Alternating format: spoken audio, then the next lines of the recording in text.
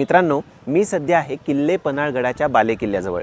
या बालेकिल्ल्याच्या आतमध्ये शत्रूला प्रवेश करता येऊ नये यासाठी या ठिकाणी 40 फूट खोल आणि जवळपास 20 फूट रुंद असे खंदक होते आणि त्यामध्ये काटेरी वनस्पती, मगर आणि साप सोडलेले असायचे। बालेकिल्ला म्हणजेच गडावरील एक महत्त्वाचा भाग, ज्या ठिकाणी खजिना, धान्य तसेच शस्त्रसाठा ठेवला जायचा। हा बालेकिल्ला भोजराजाने 1052 मध्ये बांधला। किल्ले पन्हाळगडावरील बालेकिल्ल्यात सध्या 3 धान्य कोठारे आहेत, ज्यांची नावं गंगा, यमुना आणि सरस्वती अशी आहेत। या धान्य कोठारांमध्ये जवळपास 25,000 खंडी इतके धान्य मावत असे।